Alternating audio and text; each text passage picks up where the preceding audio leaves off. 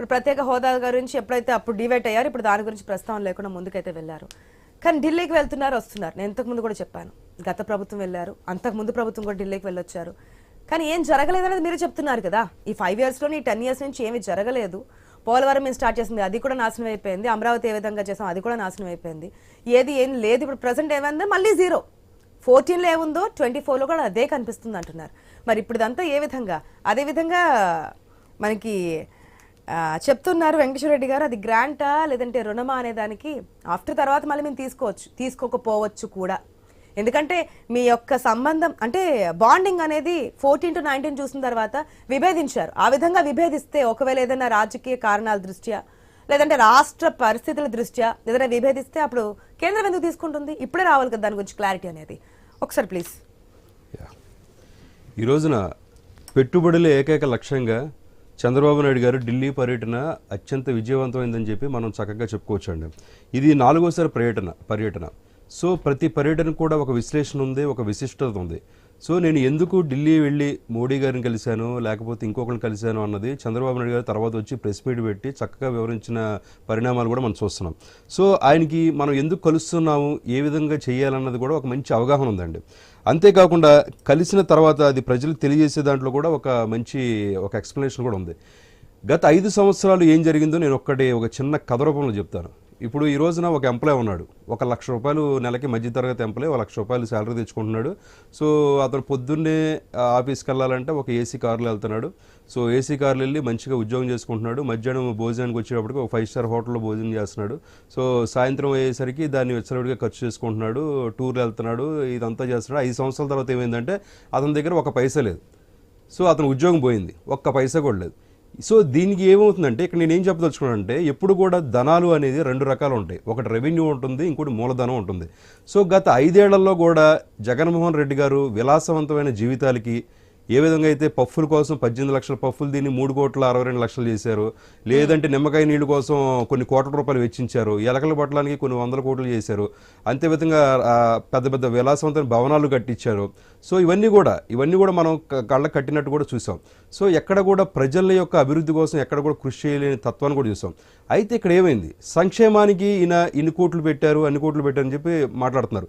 మరి ఈయనకి ఎక్కడ కూడా పైసలు లేవు కదా. అంటే మనకి ప్రభుత్వం నుంచి వచ్చే డబ్బులు కూడా లేవు. సో ఎక్కడైతే కేంద్రానికి ఎప్పుడైనా కొన్ని దగ్గర 29 సార్లు 40 సార్లు ఎన్నోసార్లు వెళ్ళిన ప్రతిసారి కూడా ఎందుకు వెళ్ళారని చెప్పి రహస్యంగా వచ్చిన పరిస్థితి వస్తుంది. ఇప్పుడు కూడా ఒక్క ప్రెస్ మీట్ కూడా పెట్టలేదు.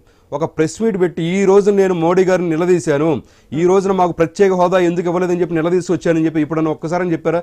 లేదా అమరావతి కోసం అమరావతి కాదు పోని ఆయన అన్నట్టుగా 3 రాజధానులు తీసుకుందాం.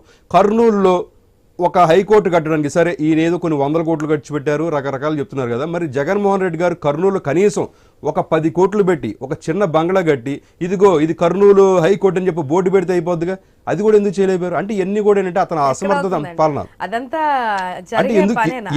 ఏం చెప్తానంటే ఇక్కడ నేనేం చెప్తున్నానంటే 2014 నుంచి 19 వరకు చంద్రబాబు నాయుడు గారు ఎన్ని 100 పరిశ్రమలు తీసుకొచ్చారో మన అంతా కూడా డేటాతో సహా ఉంది.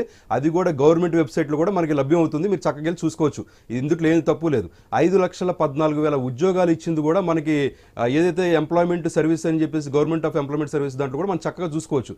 అంటే ఇన్ని ఉద్యోగాలు ఇచ్చి ఇన్ని పరిశ్రమలు స్థాపించిన తర్వాత దాని నుంచి వచ్చిన రాబడిని నువ్వు ఎంతసేపు కూడా రెవెన్యూ కింద ఖర్చు పెట్టావు తప్పితే దాని మూలధనం కింద ఖర్చు పెట్టలేకపోయావు. అంటే చంద్రబాబు నాయుడు గారు ఏం చేశారు మేడం 5 yearsలో? అంటే మనం 5 సంవత్సరాలు మనం ఖర్చు పెట్టేది నెక్స్ట్ 5 సంవత్సరాలు కానీ 20 సంవత్సరాలు ఎప్పుడు కూడా మనకి రొటేషన్ అవుతూ ఉండాలి అమౌంట్ అన్న దాని మీద ఆయన దృష్టి పెట్టారు. కానీ తర్వాత ఏమైంది, 5 సంవత్సరాలు ఈ వైఎస్ఆర్సీపీ ప్రభుత్వంలో దాని అంతటా కూడా దుర్వినియోగం చేసే పరిస్థితి. ఇప్పుడు కూడా ఏం చేస్తారండి చంద్రబాబు నాయుడు గారు? ఫర్ ఎగ్జాంపుల్ మనం నిన్న చూస్తే 4 గంటలకు మోడీ గారిని కలిసి, 6 గంటలకి నిర్మలా సీతారామన్ గారిని కలిసి, 7 గంటలకు అమిత్ షా గారిని కలిసి, జయశంకర్ గారు, పాటిల్ గారు వీళ్ళందరితో కూడా కలిసి సో మనకి రాష్ట్రంలో ఏ విధమైన పెట్టుబడులు రావాలి, ఏ విధంగా చేయాలని చూస్తారు. అంతేకాకుండా ఏం చేశారంటే టాస్క్ ఫోర్స్ కమిటీ అనేది ఒకటి ఏర్పాటు చేసి దానికి చైర్మన్గా చంద్రబాబు నాయుడు గారు ఉంటారు, కో చైర్మన్గా వచ్చేటప్పటికి చంద్రశేఖర్ గారు ఉంటారు. చంద్రశేఖర్ గారు ఎవరు madam? Tata group of chairman. So వీళ్ళు ఉండి రాష్ట్రంలో అనేక పరిశ్రమలు రప్పించడం కోసం కూడా వాళ్ళు కృషి చేస్తారు. అంతేకాకుండా ఎయిర్ ఇండియా, విస్తారా సంస్థలు కూడా స్థాపించడం కోసం కృషి చేస్తారు. ఇంతకుముందు కియా సంస్థ స్థాపించింది కూడా చంద్రబాబు నాయుడు గారు. ఇలాంటి పెద్ద పెద్ద సంస్థలు కేవలం చంద్రబాబు నాయుడు గారి బ్రాండ్ ఇమేజ్ని చూసి ఆంధ్రప్రదేశ్కి వచ్చే పరిస్థితి మనం చూస్తున్నాం. అంతేకాకుండా సోలార్ కానీ, టెలికమ్యూనికేషన్ కానీ, ఫుడ్ ప్రాసెసింగ్ గురించి టాటా గ్రూప్ ఇండస్ట్రీస్తో మాట్లాడి వాళ్ళ నుంచి పెట్టుబడుల కోసం ఆయన ఎంతో ఇదిగా చూస్తున్నారు. అంతేకాకుండా ఏం చేశారంటే సిఐఏ భాగస్వామ్యంతో గ్లోబల్ లీడర్షిప్ అనే సంస్థను కూడా పెట్టి, అంతేకాకుండా మనం విభజన అయిపోయిన తర్వాత green field crude oil refinery అని పెట్రోల్ సంస్థను కూడా పెట్టాలి. వితిన్ 6 monthsలో పెట్టాలి. అది కూడా అప్పుడు జరగలేని పరిస్థితి. సో తర్వాత 2019 నుంచి కూడా మేము ప్రత్యేక హోదా తీసుకొస్తామని చెప్పి వెర్రి మాటలు చెప్పి జనాన్ని మోసం చేసి ఈ విధంగా వైఎస్ఆర్సీపీ ఏ విధంగా అయితే ప్రభుత్వంలోకి వచ్చిందో వాళ్ళు కూడా ఏ ఒక్కడు కూడా చేసిన పరిస్థితి. అయినా మనం ఇక్కడ ఒకటి గమనించాలి మేడం, మనం ప్రత్యేక హోదా గురించి మాట్లాడడానికి మీకు కూడా ఆస్కారం లేదేమో. ఎందుకంటే మీరు 14 to 19 చేసినప్పుడు ఓకే వాళ్ళు ఏదో ట్రాప్, ఇంతకు ముందు రామ్మోహన్ రావు గారు క్లియర్ గా చెప్పారు, మళ్ళీ ఆ ట్రాప్ లో పడద్దు. ఎందుకంటే గతంలో మీరు ఆ ట్రాప్ లో పడే కదా బీజేపీ నుంచి. ఎగ్జాక్ట్లీ అందుకోసమే అప్పుడే ప్రత్యేక ప్యాకేజ్ గురించి కూడా చంద్రబాబు నాయుడు మాట్లాడి దాని గురించి కొన్ని పరిశ్రమలు కూడా తీసుకొచ్చిన పరిస్థితి చూసాం. కానీ జనాల్ని మభ్యపెట్టి ప్రత్యేక హోదా నువ్వు ఎందుకు తీసుకెళ్ళలేకపోతున్నావు, 22 ఎంపీ సీట్లు వస్తాయని ఇప్పుడు కూడా మేము ప్రత్యేక హోదా ఏం మాట్లాడలేదుగా. మేము ఇప్పుడు ప్రత్యేక హోదా మాట్లాడలేదు. 2019లో ప్రత్యేక హోదా గురించి మాట్లాడింది వైఎస్ఆర్సీపీ ప్రభుత్వం. కేవలం అదే ఎజెండాతో అది వచ్చింది ముందుకి. కానీ వచ్చిన తర్వాత ఒక్క ధర్నా చేశారా? జంతర్ మంతర్ దగ్గరికి వెళ్ళి ఎప్పుడైనా ఒక ధర్నా చేశారా? ఏమి లేదు. అంతా ప్రజలు మభ్యపెట్టే పరిస్థితులు చూశారు.